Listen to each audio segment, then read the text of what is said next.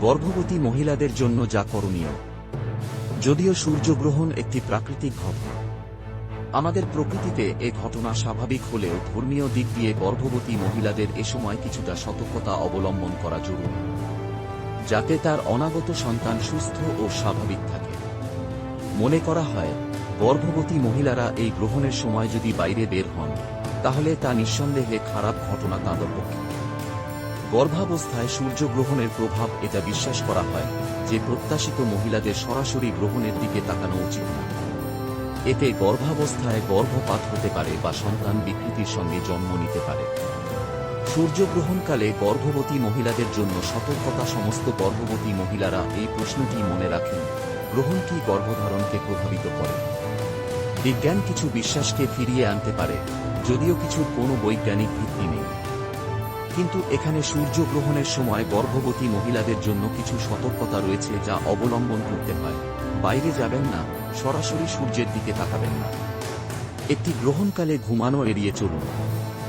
দুর্বা ঘাস পেতে চেষ্টা করুন এবং মেঝেতে ছড়িয়ে দিন ও দুর্বা ঘাসে বসুন। একটি গ্রহণকালে পিন, ছুরি বা সূচের মতো ধারালো বস্তু ব্যবহার করবেন না।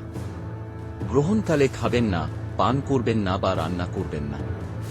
গ্রহণের সময় মহামৃত্যুঞ্জয় মন্ত্র বা সান্ত্বনা গোপাল মন্ত্র উচ্চারণ করুন।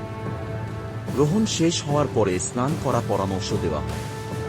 আপনার বাড়ির বয়স্কদের সঙ্গে সম্মান সহকারে আচরণ করুন এবং স্নানের পর তাদের আশীর্বাদ নিন। গ্রহণের সময় উপবাস।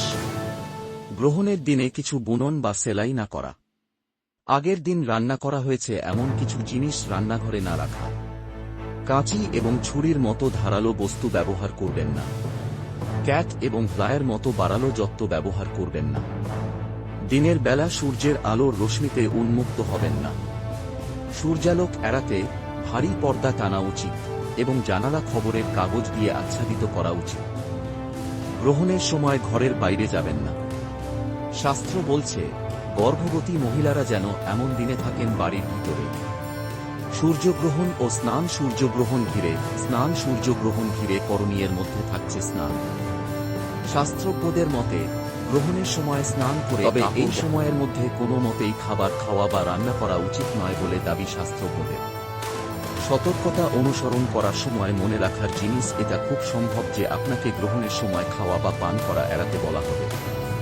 এটি আপনার এবং আপনার শিশুর উপর প্রতিকূল প্রভাব ফেলতে পারে। এটা ডিহাইড্রেশনের কারণ হতে পারে।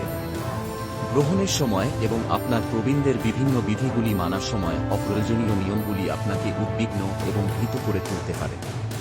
এতে রক্তচাপ বৃদ্ধি হতে পারে, যা আপনার শিশুর স্বাস্থ্যের জন্য খারাপ হতে পারে।